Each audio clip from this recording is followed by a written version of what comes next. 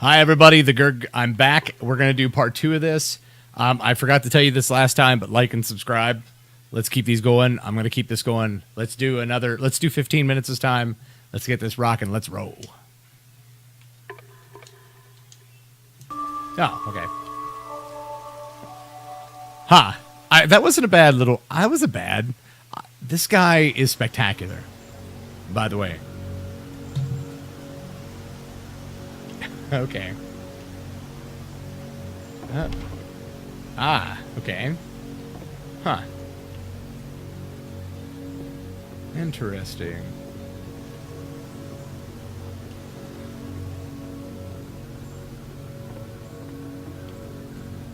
No introduction for this one as well, which is kind of interesting. I'm wondering if this is new for Coda. It's an actual puzzle. Go ahead and see if you can solve it.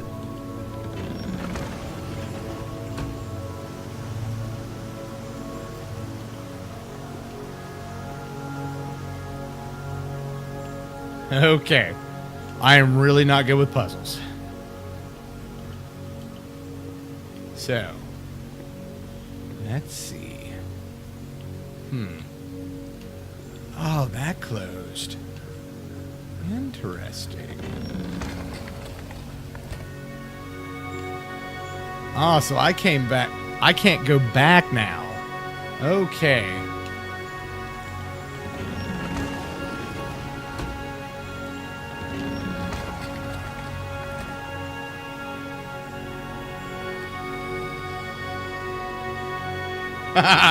That's awesome. Don't forget that solution, because we're going to see this puzzle again soon. That was awesome. We're going to see it a lot. Okay, so there's 3 little dots there. I'm wondering if that plays into anything. I hope that has to be something. Okay. So that seems to be it, right? Okay. You walk down a corridor, you solve a puzzle, you get to the end. Simple enough. Alright, now I'm going to modify the game again, so that when you press the use key on your gamepad, it'll remove all of the walls from this room. Okay. Let's do it. Oh, nice. Whoa. What the hell? How about that? There was more to it than we had any way of knowing. I actually find it funny that this game comes after the Stairs game, since they essentially convey the opposite idea. This is awesome. So, in the Stairs game, a dull exterior concealed a rich interior. And then, in this level, a dull interior hides this fantastic outer world.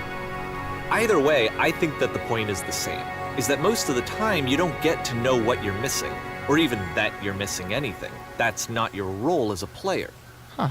So if your role here is not to understand, then what is it? That was cool. And that's true. So we're back to this. Aha.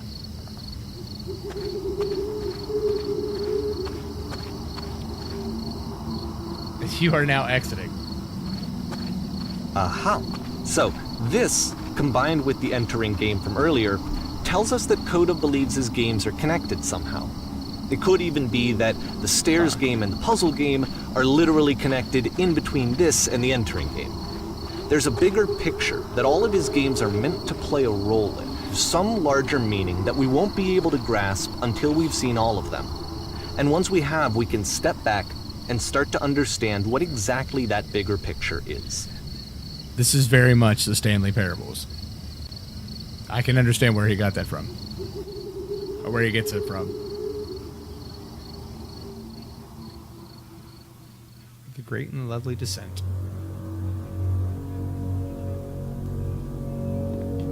Huh. Oh man, I like the Let's talk about video game development for a second. Every video game runs on what's called an engine, which determines what the game can and cannot do. So in other words, the engine is a set of tools for game development.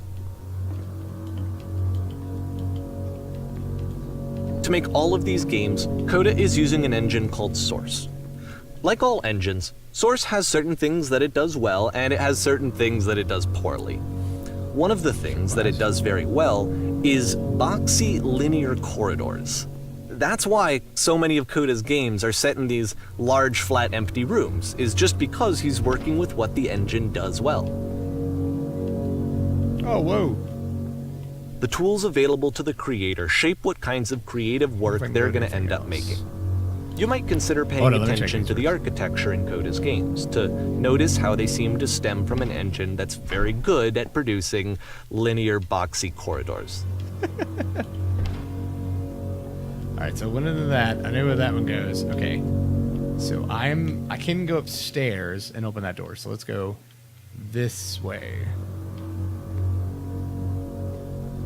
Oh, I mean, this is cool. I like this.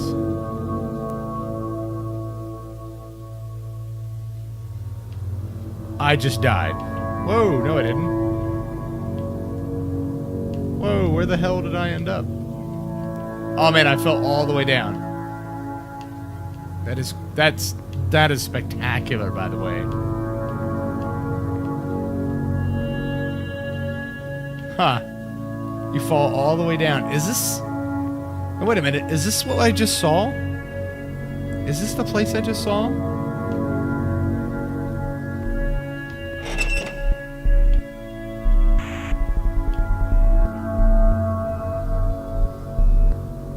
Am I...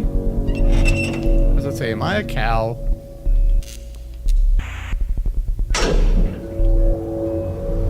What the hell? This is awesome.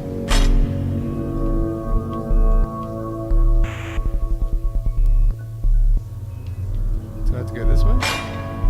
This prison, funny enough, in Coda's original design, the doors stayed shut for a full hour before letting you go.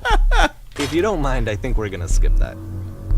That was awesome. Whoa, that was awesome. This is something that he and I used to argue about a lot.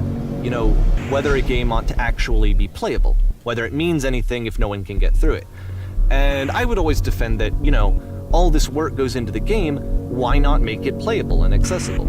And so we just got into heated arguments over it, and there was one time that after one of these conversations, he went home, and a day or two later, he sent me a zip file entitled Playable Games that was full of hundreds of individual games, each of which was just an empty box that you walked around in and nothing else. Believe me, I played every single one of those just to find out if there was like a gag hidden somewhere. There wasn't. That's awesome. Oh man, this is pretty spectacular actually. That might be a little too loud. I probably should have turned that. I hope you can hear me. I probably should have turned that down.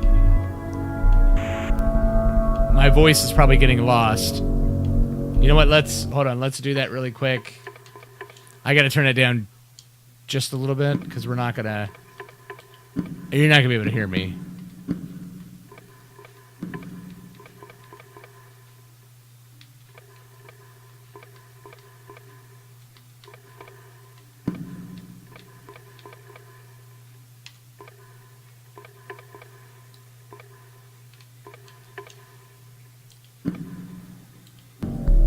I didn't do anything. Okay, hold on. What the hell did I just do? What did I just go through?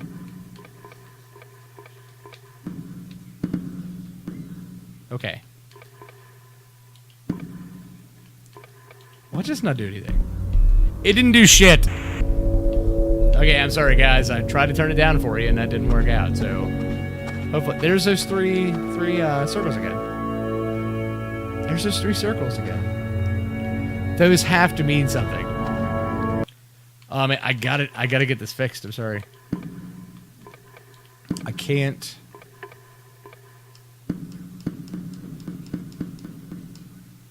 Okay. I don't think it's doing anything. It's not doing a damn thing. It's the puzzle again, with the exact same solution as the last time. Okay, so you click that. Go in. There's still no clear indication of what makes this puzzle so special that Coda is going to return to it over and over. But I promise I'll share with you my interpretation very shortly. Huh. I don't know if that turned that down or not. Sorry, guys. If it's too loud, I apologize. This is a really interestingly cool game for the fact that it's teaching me something. Oh, nice.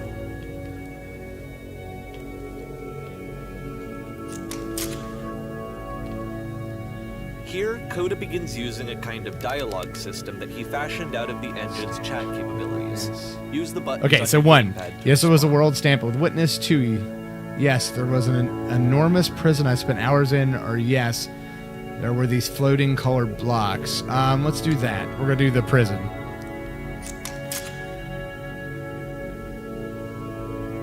Now, this is important. Did you have to get through a puzzle with 2 doors and switches?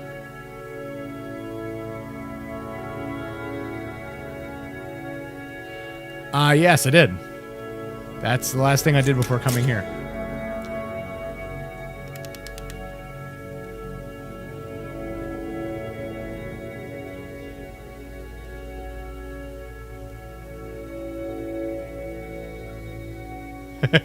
Okay. I solve it. Tell us the solution.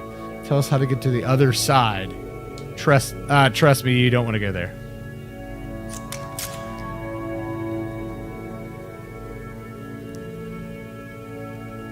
We have to escape this prison. There must be an ending.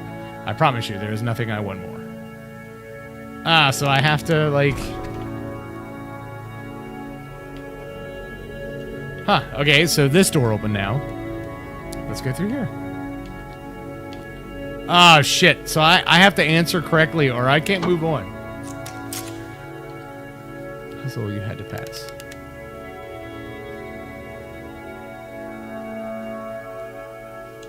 Yes, do you want to know how to solve it? No. I care about the space potatoes.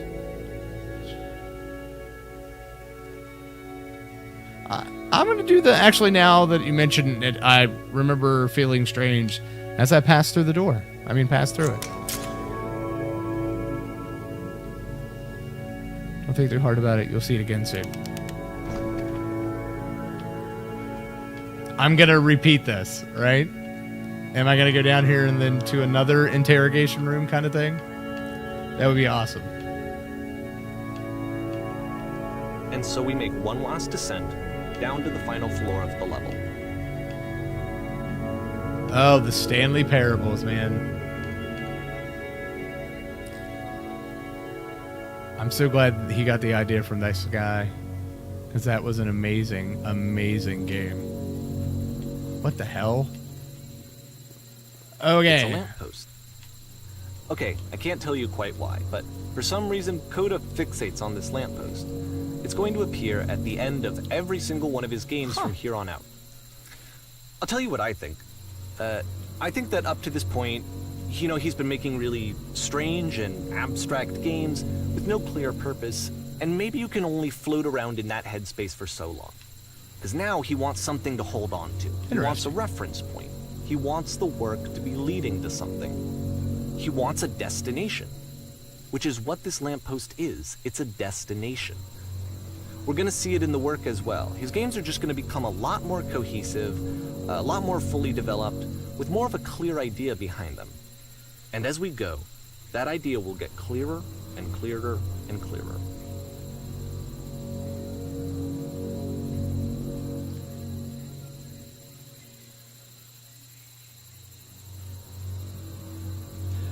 Okay, guys, we're going to stop here because this is 15 minutes. We'll do April 2009 tomorrow, which is what I'll do. The game is connected to the internet. As you walk around, you leave notes. You can leave notes, okay? All notes you see are left by other players. Okay, well, I'm gonna actually I'm gonna stop this here. We'll play more of this sometime this week. I'm actually gonna also play the Stanley Parables this week. So you can see that game in action, because that is a great game. If you like these videos, please give a like, give a thumbs up, and subscribe. Tell your friends. Let's get it out there. The more you get it out there, the more that people know, the more I can do. So let's keep this going. Let's get this started. Let's get this rocking. And everybody have a great night and a good life and peace and hair grease, because I'm out. The Gerg out.